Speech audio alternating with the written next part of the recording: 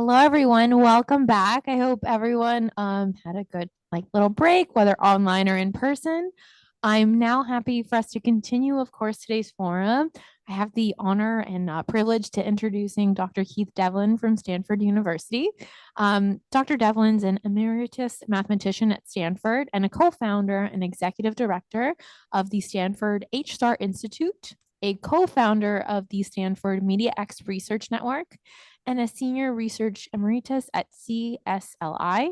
He's a fellow of the American Association for Advancement of Science and a fellow of the American Mathematical Society. Much of his current research, of course, is focused in the use of different media to teach and communicate mathematics to diverse audiences. So I'm more than happy to introduce him in his talk. Is there a simple visual model for a science of education? Dr. Devlin, if you could just say hello to make sure that it sounds good and you can commence. Hi, everyone. I hope you can hear me loud and clear. We had a little bit of a hiccup with the internet a few minutes ago, but all seems okay now. It's perfect. Thank you. Okay, can I just fire away? Yes, please. Okay, let's go. So I'm going to go fairly quickly because I'm going to go through research that began in the 1980s and is still very current in the way it's been applied. So this is going to be a high-level flight at about 35,000 feet over a lot of stuff over several decades. The question itself is this one: is there a simple way of sort of viewing education and learning? Actually, I should use the word learning really, but education is the one that was in the title. So I'm going to be talking about learning. And there's really sort of a number of little parts of the story. It began with fundamental research at Stanford way back in the 1980s when the internet was just sort of beginning, connecting things together. And it was the research that brought me over to Stanford in the 80s from the UK, followed by work in the 90s with a collaborator in London, a Croatian lady called Duška Rosenberg, where we took the work that had been done at Stanford, we applied it in industrial applications. Then in 2000, shortly after 9/11, I got a phone call from a defense contractor working for the NSA, asking if I'd join one of many research projects to improve US intelligence operations. And I did that and worked on it for 10 years with various Department of Defense organizations. All my work was non-classified, so I can talk about it and don't have to kill you all later. And then from 2015 on, I began with some of those people I've been working with on the defense projects, applying the techniques we'd got initially to neuroscience, human creativity, and clinical psychiatry, and maybe education. You're going to see some echoes of the first talk this morning from Boris Steiper, because I'll be looking at some of the same issues, and hopefully there'll be some hints that we can actually get around some of the problems with ChatGPT that he mentioned. By the way, I love this morning's sessions. They were gripping, right up my street. And I'm going to begin with this one. I mean, we tend to think that science is complicated and people do deep things to get Nobel Prizes. Actually, they do simple things to get Nobel Prizes. They do simple things that no one's done before but turn out to be important. And a lot of science depends on the fact that someone has a very simple idea, which is almost always wrong. But the question isn't whether it's right or wrong, it's whether it works. Incidentally, my talk is going to have an engineering bent. So I'm actually describing work that was done with a view to build things and make things happen, not whether it was correct or not. But science in its own way is very much like that. The atom doesn't look anything like that. Doesn't look anything like anything, actually. But that's a very useful way of thinking about it. And it drove a lot of developments. The model was only around for a few months before it was overturned. But boy, did that start the ball rolling. We have another one. Circuit diagrams are very useful for building things, designing things, but electricity doesn't flow through wires. That's not how it works. It's a field, it's a force field. So this is just some sort of way of thinking about it that actually is very good, even though every electrical engineer that works on power lines and big systems knows that it doesn't work that way. But it works as if it were working that way, and that's really what counts. And the same with models of molecules and things, nice visualizations. We have these simple pictures that are incredibly powerful if we're trying to do something. Once we try to do the work, it gets technical and detailed, but behind the technical stuff is the simple picture. And if you don't have the simple picture, you get lost in the technical stuff. So these things are very useful. And another one, the Feynman diagrams, a very simple thing that describes something that we don't really understand anyway. So simple models are a big deal. The trick, of course, is to find a model that's simple, but actually captures the key points about this thing. And that's what I'm going to be talking today. I'm going to show you a model that relates to education, I think, and certainly other forms of human interaction, that is very simple, but it does capture some key issues that turn out to be critical. Here it is, just to see it. I'll show it to you now, and I'll circle back to this later. This is what I think a potential of being a Bohr atom, a model of learning that I think is going to be used. It's a two-level system. There's various parts to it that we want to look at. But I think in that system, and we've got some evidence on applications we've already done, we've captured the points you need, certainly to talk about things like clinical psychiatry, one or two other things, and I think education as well. The name that goes with this is pragmatic phenomenological types. And the idea is you've got to, and I'll just say a little bit, then I'll circle back to it after I've talked about where this came from, what we pulled on to get this. We didn't just draw this. This came out of 20, 30 years work trying to improve things, and with a lot of Defence Department funding. On the right, we have interacting with the world, types of things in the world. This is the initial intuition behind it. We have creatures that categorize the world. We decide about things. We recognize things. We see collections, uniform across them. But in so doing, we then go and think about them. And then we have, in the process of thinking about them, the very act of thinking about them affects the ontology that we had in the first place. So we're actually going to have a two-level system. We're going to avoid what would otherwise be an infinite regression of recursion that was referred to again in Stipe's talk.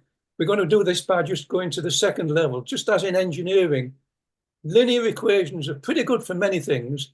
Quadratic will buy you almost everything you need. You need that extra term to deal with the one level of hierarchy.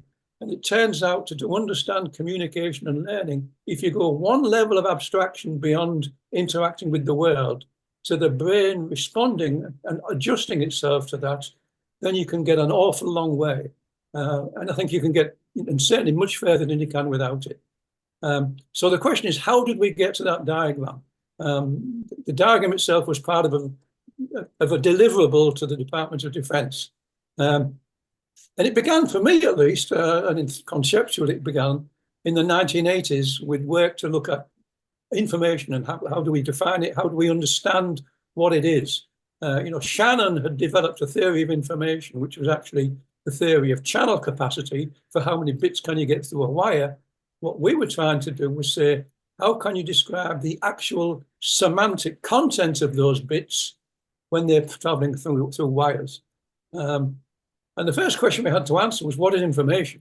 Information was the buzzword back in the early 80s. It was the beginning of the information age, or it was the fruition of it. What we call information is very recent.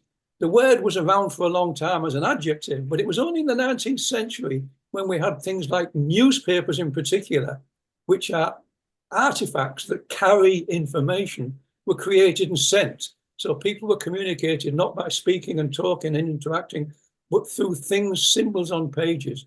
That gave a new meaning to information as a commodity that you could measure, share, etc. And then when we got information processing devices, information became an abstract concept. So we've got a commodity, a noun in the 19th century, and information became a noun. And in the 20th century, it became an abstract concept that could be processed. So this is all very recent, and it was in response to technologies which in some ways were built because of these ideas. So it's new stuff. We had to start that way because how do you define the science of information? You begin by asking what people seem to be meaning when they talk about information. And information as a concept, as a noun, seems to have arisen and been unavoidable. When you go beyond that, you can talk about that using many words: greeting, talking, exchanging ideas. You can talk.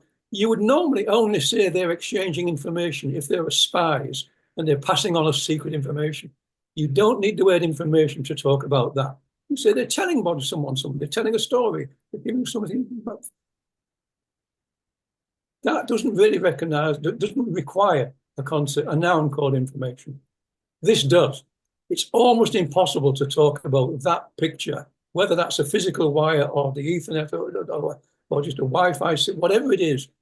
It's really hard to talk about that without saying information is flowing. Something's flowing from one device to another one. It was the develop. This is why this stuff happened in the 80s. It was when that way of working and collaborating came along that there was a need felt for a theory of information. And Stanford, together with SRI and Xerox PARC and Hewlett Packard, a whole group of Silicon Valley companies sort of got together and got several $1 million, several tens of millions of dollars to try and get a handle on what information was. And I was lucky enough to get invited to join that in the mid-80s. And here's the picture. And we'll take the iconic one that gave us the word information as a noun. You have a journalist writing a story. It gets printed on a piece of paper, it gets shipped across town, and the next morning someone gets that piece of paper. So we have a producer of information, we have a storage of information, and we have acquisition of information. There's a nice physical substrate explaining information going from one to another. And you'd need a noun really to talk about that. Because what's really happening, this guy has got some ideas in his head, he's typing them out onto a paper. That produces at the other end, when that person receives that paper, an idea, a thought that's pretty close to the one of it. I mean, if the journalist is a good journalist, then the person receiving that gets exactly the information that the journalist wanted to convey. So that's, we're familiar with the picture. So something's passing from one person's head to another person's head the next morning across the other side of town or across the other side of the country or somewhere else in the world. So there's sort of a miracle happening here that we can transfer thoughts from one person's head to another person's head through physical substrate, physical artifacts being shipped around. So the question is, we'll give that at least the answer. The way to talk about it is we'll have something that makes sense to be transmitted from head to head. The newspaper itself isn't, it's in the physical world, but this gives us a way where ideas and thoughts are transmitted from one person to another. And information, as far as we could tell, and CSLI, that I eventually became the director of at Stanford Center for the Study of Language and Information, one of their initial projects was to try and develop a concept of information which makes this story sensible and subject to analysis and indeed engineering. And so the question is we need to look at, in order to make that happen, how is it that thoughts and ideas are sort of encoded in symbols on pieces of paper? How can we talk about that other than just saying words as I'm doing now? The key idea that made the work we did in the 80s at Stanford successful came from a book by Fred Dretske called Knowledge and the Flow of Information. Dretske actually took Shannon's theory of communication, removed the probabilities, and came up with a very nice theory of how information could be encoded and transmitted. And here's a simple idea. You've got a signal, some artifact, maybe, carrying information X, and this is all color-coded by virtue of S being of a certain type. So it's going to come down to typing, categorizing things. Incidentally, when I get to education, I'm going to view education as the creation in the learner of a sophisticated system of categorization types. The reason I go to a doctor when I'm ill is not because the doctor has read lots of books. It's because as a result of that, he's formed a sophisticated hierarchy of types, and he can look at me and measure things and has the ability to recognize what's likely to be wrong with me. He's got expertise. So the education I'm going to be talking about is the creation of expertise in a learner. Even if it's only expertise in how to tie your shoelaces, it's expertise. So, for example, the fact that you look up at the sky and you see black clouds I'm looking out of my window now. It's beautiful and sunny, but a little bit chilly, which in California means it's in the low 60s Fahrenheit. Right, that's what we call cold in California, which is why this Englishman's living in California.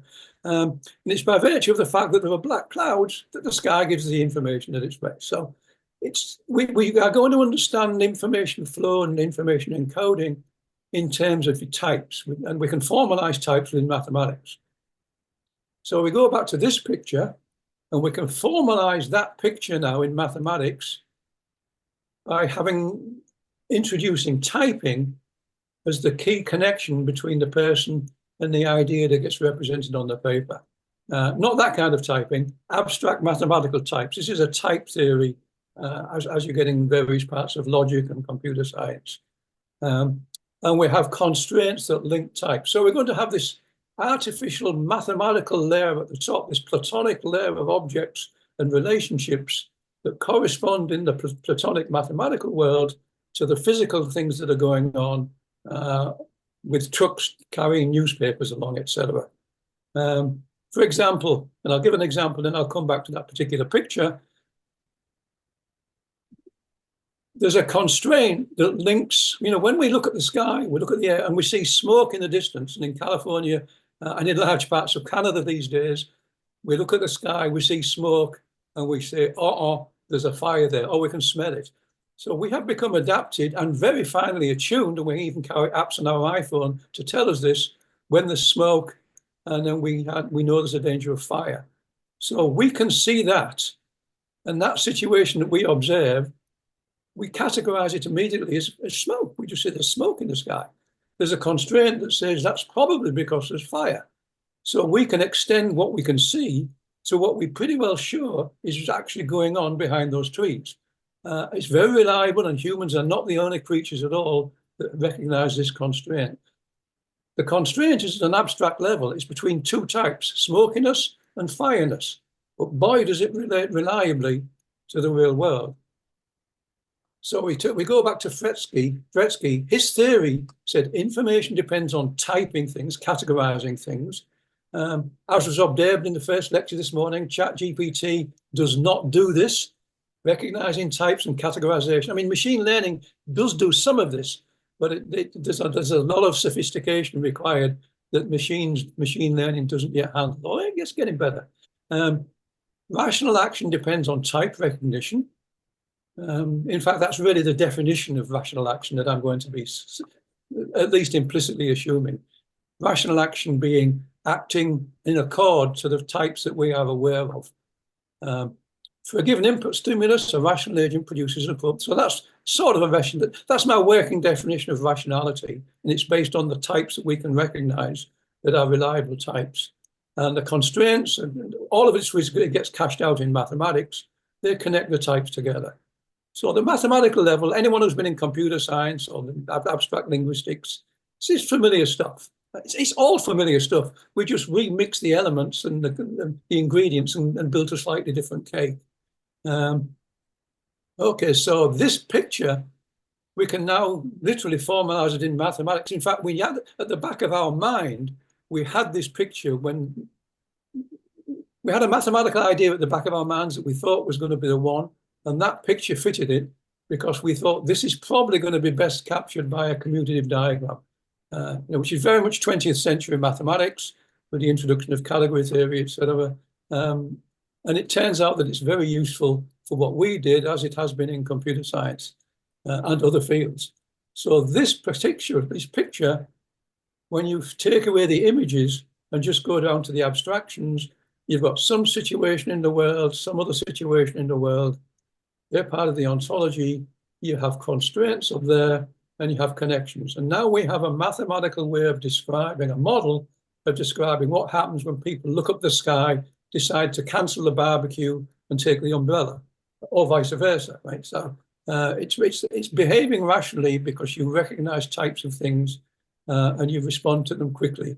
The reason I'm still alive is that my type recognition when I ride a bicycle on a busy road is extremely finely tuned. And I can avoid danger because I'm out of danger before I recognize it.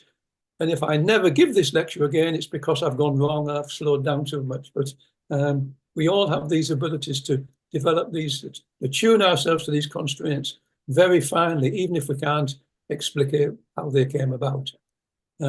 So that's how the thing turns into a mathematical abstraction. And let me make a note at this point, because at the time, this is a diagram I wrote early on, to emphasize the fact that there's the world at the bottom, the physical stuff, and there's the mind at the top. And I just thought that was just an observation. I used to use that as a throwaway remark. Fortunately, someone I ended up collaborating with me said, that's more than a throwaway remark, it's a deep insight. And I thought, well, okay, I'll buy that. I'm a guy, I like being flattered. But it turned out to be a fairly critical observation. All it was just an observation. So we've got minds and worlds coexisting. Okay, that's all I want to talk about. That there's been a whole bunch of books written, several. I mean, I tend to like writing books rather than papers because I can never stop after 30 or 40 pages. So I write books when people tend to get away with writing papers. It's just me. Part two of the story was in the 1990s when I met up with this linguist, ethnomethodologist, ethnographer from the UK. She had two PhDs, one in sociolinguistics and another one in computer science and databases.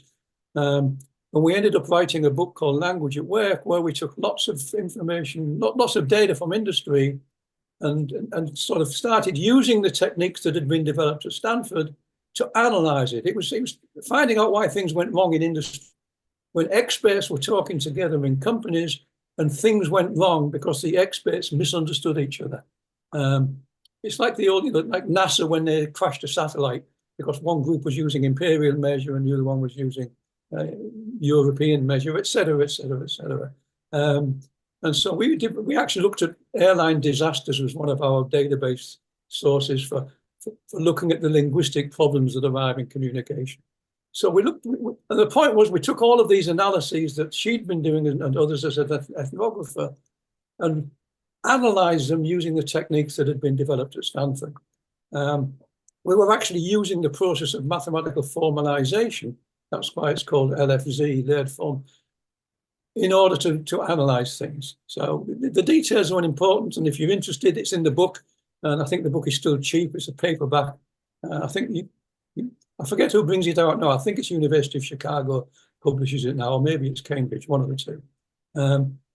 I'll just mention, because this is key to what we're going to be doing, with Kosov Rosenberg, she said the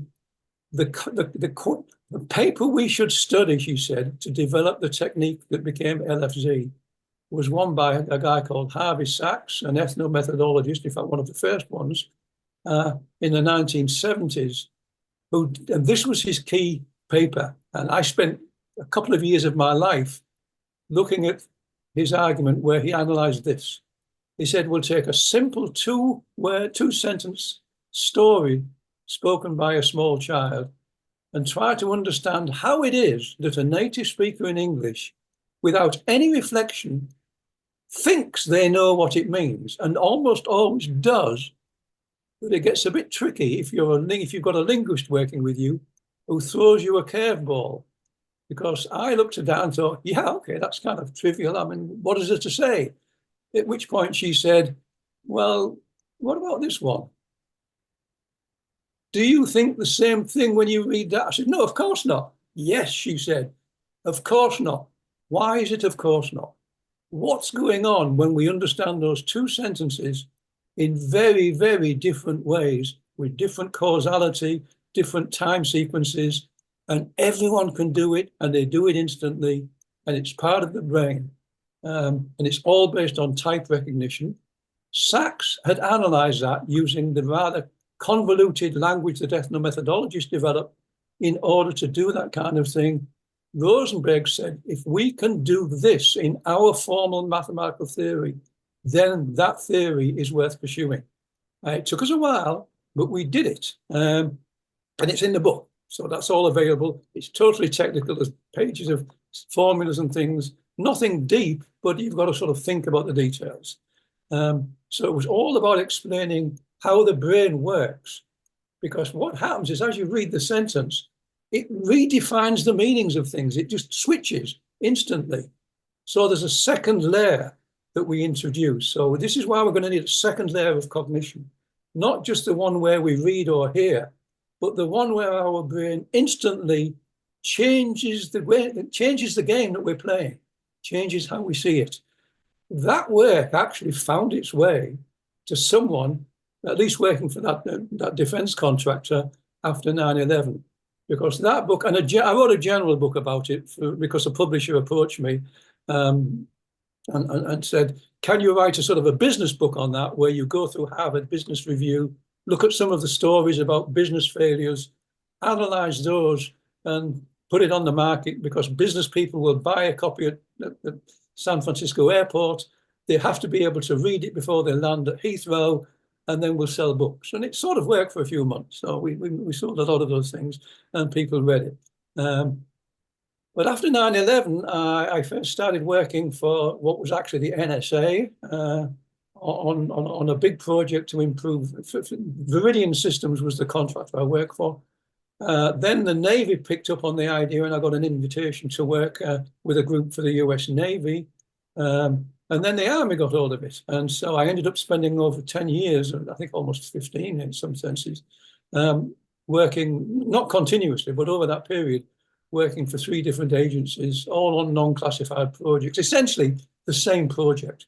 They just wanted me to take my technique and Dushka's technique and other people from Stanford and apply it to the messy, wicked problems they were dealing with. In 2002, this was a very big project. I was a small cog in a very big machine to try and improve intelligence analysis.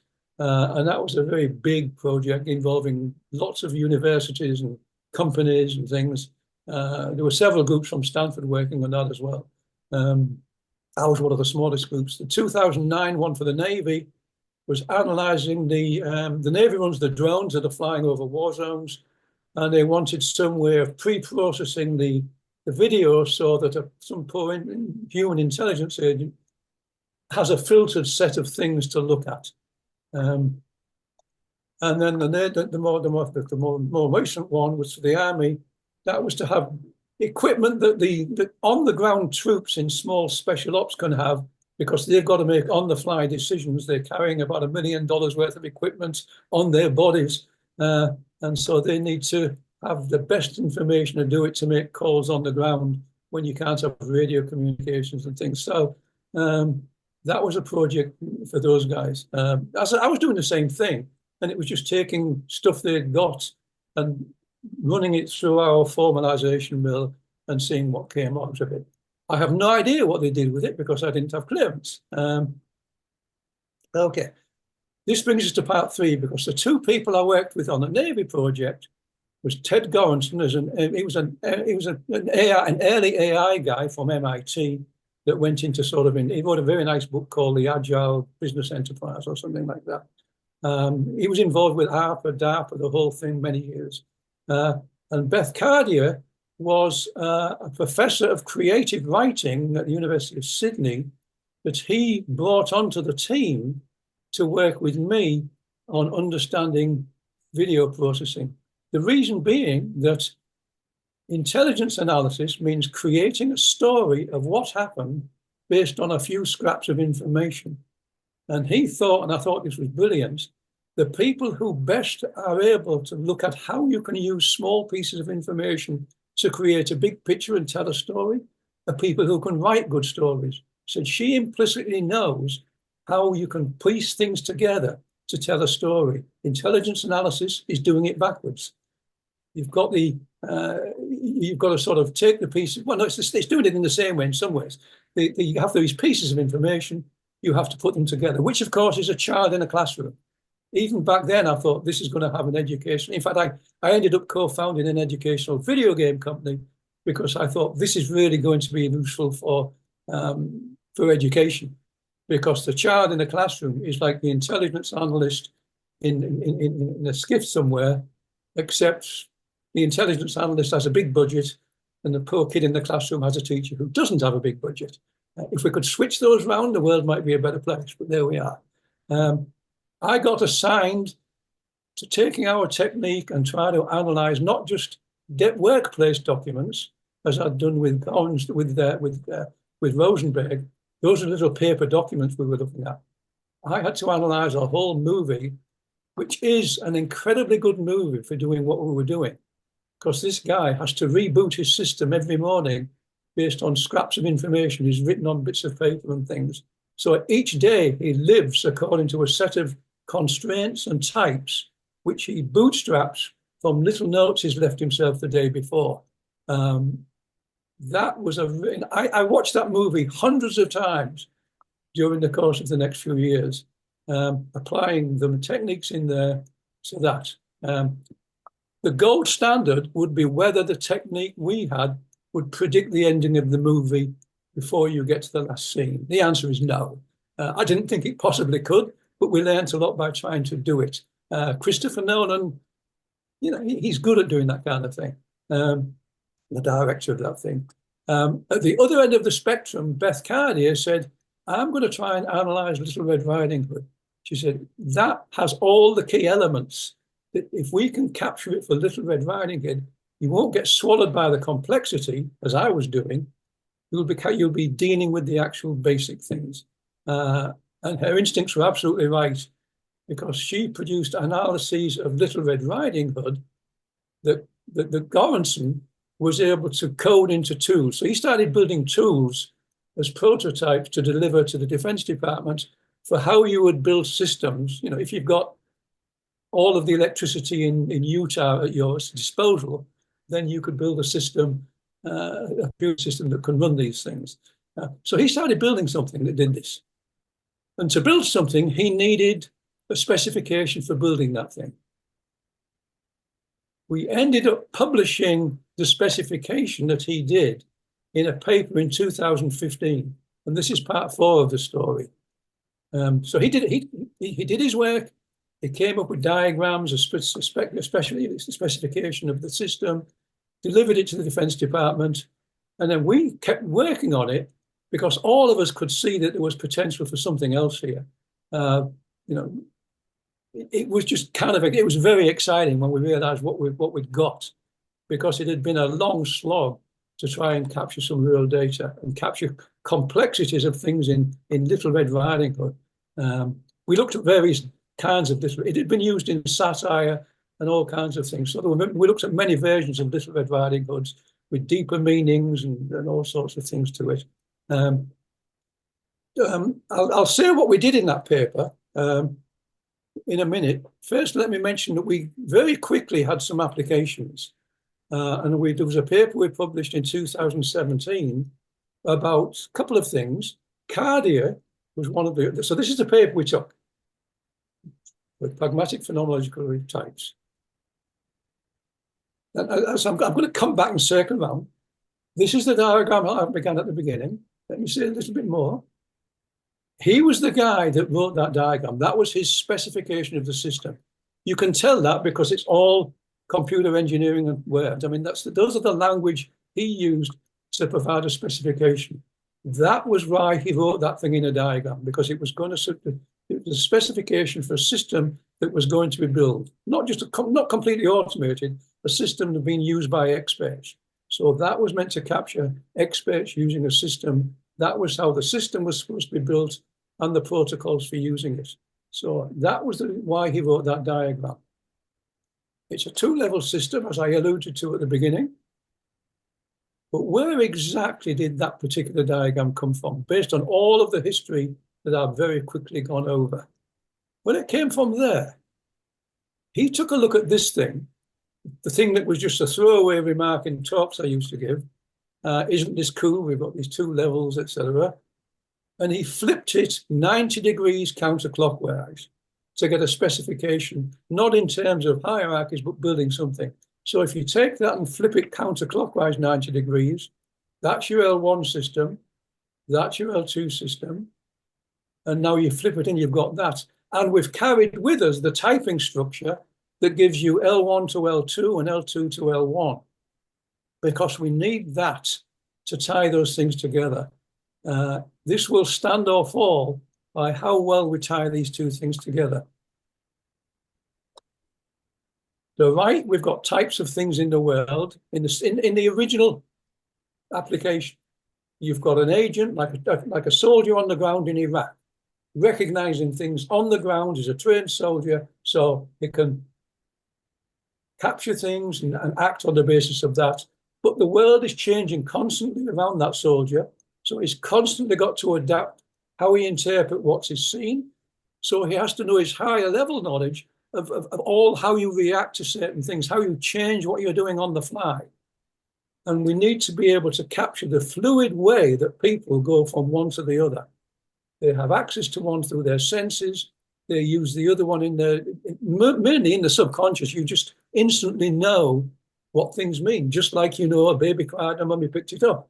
You instantly know it because you've got a ton of stuff on the left that tells you how babies and mothers typically interact, and whether the mummy is comforting the child, or whether the mother has sort of got some problem and sort of kicked the child or whatever. Okay. So that model, we realized back then when we did it, could be fitted into this kind of picture. It can be used to understand the complicated domain. And that's how we started to do it. And when we do that, it can do a lot more. It can understand rational action. This was no longer just about information. This was actually about people acting and making decisions and being fluid in situations. Information itself is static. That was just the vehicle that got us here. We switched from thinking about information, which is what CSLI was started to study, and we started thinking about action.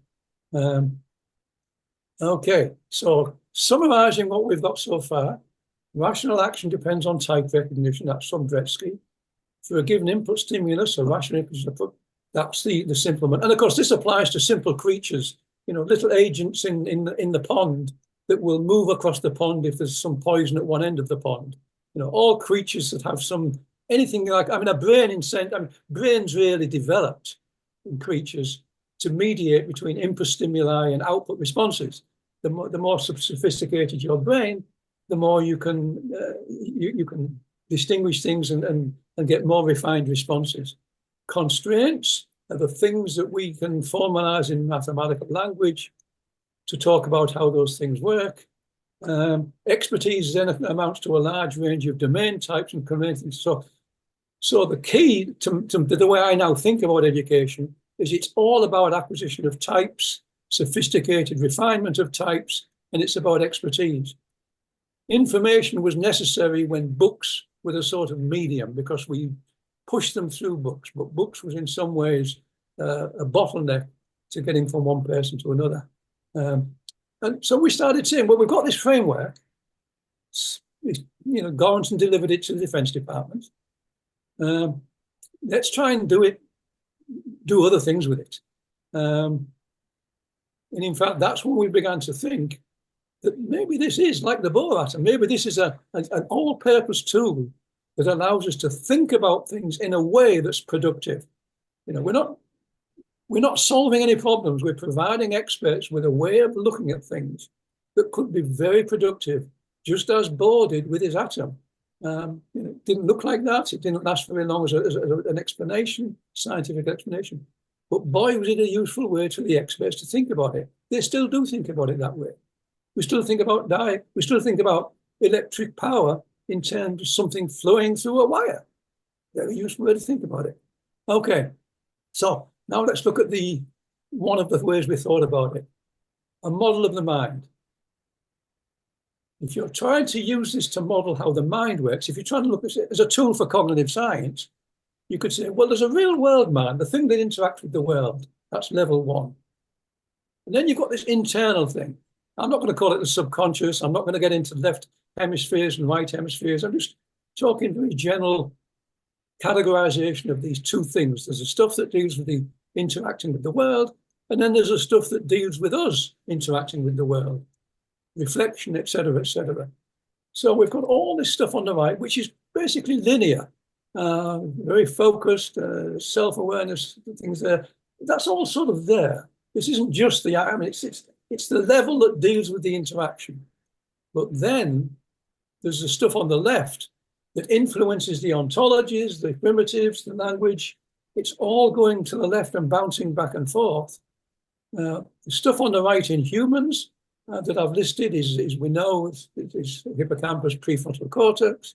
The stuff on the left, we use words like subconscious, bodily control, instinct responsive, world models. It's fast. It can run simulations, most of which we're not aware of. There's massive parallelism. And if you like, there are various people that it's been conjectured that you can't really understand this unless you get to sort of quantum phenomena. Yeah, I mean, who knows? But in any case, there's this stuff going on that we only vaguely have a sense of, and we can get echoes of when we put people in fMRIs and so forth. And I'm just going to call that the internal world map. It's the other stuff that we can infer has to be going on in order to do the things on the right and change change meanings of things on the fly. All of this is familiar. We all know about it, but the point is, do we have a nice diagram that captures enough key points that we can get insights from looking at it this way? That's all that this game is about. Molecular psychiatry actually also has a similar, I mean, they have essentially the same thing. They call it the default network. That they sort of study and look at through fMRIs and so forth. So we're not the only people looking at this kind of thing. We came at it a different way. In fact, I only knew about this stuff because I wrote about this a couple of years ago in my MEA, in an MEA column, and someone sent me an email and said, "Hey, I work in molecular psychiatry. We do this," and it's the same thing, which I thought was rather cute. And I wouldn't be surprised if there are dozens of people look at it and say the same thing. So this is, all that I'm bringing is the fact that we got there in a certain way, and it was a way that was designed to import mathematics. We were explicitly trying to be able to use mathematics, because that's the only thing I know. And so if it doesn't use mathematics, it's not my game. So I had a vested interest in this one. Goranson had a vested interest in building a system, because that's what he does. So it really is going to come down to looking at how these things work in specific instances. We've got them, and that's open. I mean, here's the machine. It's the same machine. Let's plug in lots of applications. But I'll also observe that part of making this work is there has to be in the relationship between the two a sort of an evaluator, a filter, a selection. If you've got massive parallelism on the left, with stuff going very fast, the poor creature on the right, who can maybe handle 6 or 7 things at once and has to sort of apply ways of thinking about it, there has to be a massive filter that only allows our so-called conscious reflective mind a few of these things. And we have to build that up over a long period of learning and practice and expertise. If you want to know why practice is the only way to get to Carnegie Hall, it's because the only way we've got to make the stuff on the left happen is practice, so that the stuff on the left can create the categories that we can then apply on the right. So Cardia, and this is coming back to that earlier one, we wrote that paper about narrative. She was the one that wrote that because that was what she knew, and she wanted to apply this machine to what she knew and what she'd been teaching students about, which is creative writing. In this case, she didn't use all of the terms. She talked about the subconscious, she talked about world models, she talked about running simulations. Those were the things that were relevant to her teaching students of creative writing. On the right, we've got senses perception, not so much interaction, maybe, but linear and focus. So that was sort of what she focused on those in order to use this machinery in order to understand and explain creative writing. And that was her paper in this multi-authored paper. That was her part of it. Narrative. Another part of it was about studying PTSD, because this was for the Navy, and the US military has a very necessary vested interest in treating people with PTSD. And Larry Stanford was brought onto the team. I mean, essentially it was Ted Goranson because Goranson had been working for DARPA a lot, he knew a lot of people. So Ted went and recruited people onto the team that might be able to apply the technique. And he got Sanford in to try and apply this to PTSD. So you take you take that picture for PTSD, and here's what's going on. There's a certain trauma, and the brain then, as it always does, forms categories and links between categories. So causal connections are created in the brain between triggers, which may or may not come from the real world or sensory input, and various emotional physical response mechanisms. So the brain gets some influence from some trauma. It does what it does, and it creates, it learns from what's happened to it. The trouble is, if it's a trauma, that then becomes a trigger for activity over which the conscious person has no control. But they get the response, and the response is horrible. I know this because in 2020, someone very dear to me had a terrible trauma, and I've been part of her recovery team ever since. So literally, this was the way I thought about dealing with this person, because I had no other way to do it. What I could see and experience, and eventually became a PTSD victim as well, because you can't do that without getting some of the problems. You get fear, it's dread, there's intense nausea, you say, I can't breathe, heart rate goes up, you get shaking, you're disoriented, it's dizzy, you keep wanting to pee, you get flat.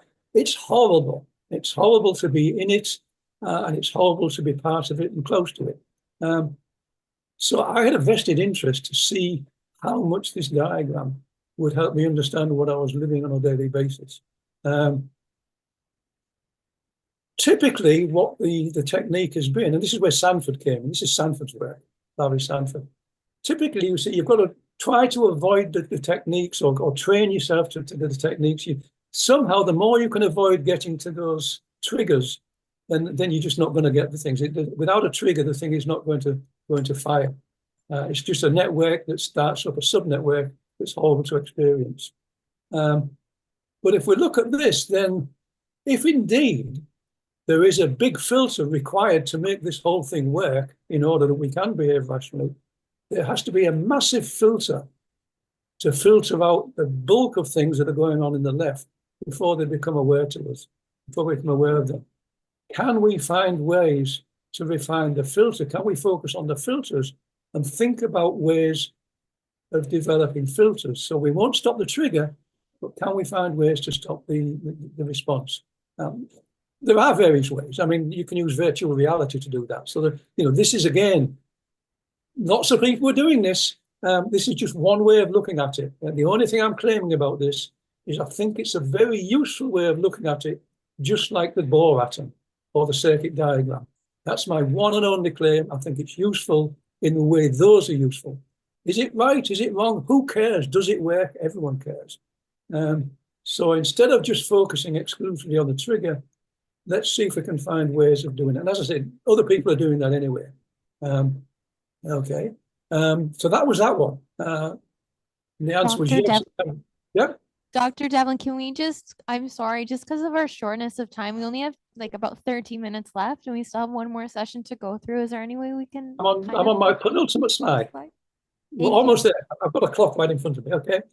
So you can do it for creativity. Same kind of thing. There's a way of doing creativity. My conjecture is that creativity is a lot of guess and check at the back. And what makes us effective mathematicians is the connections between the two. So we've got to think about that. That's the key, I think, to creative ideas, which explains why creative ideas usually surprise us. And then we've got a filter there, struggle, insight. And the final slide is going to be on education. That's the definition of education I'm taking. And here's the picture for education. Education is about developing a rich connection of types and skills. It's expertise, in other words. It's all about learning, going one way, application and assessment, including assessment, self-assessment, reflection. And we now have the familiar picture of learning and assessment as a cycle of learning, but we've now got that in spades. We've enhanced the familiar cycle of learning by putting in the machinery that makes the cycle work, and that machinery has mathematical formalisms that can use in order to study it. And that is my final slide.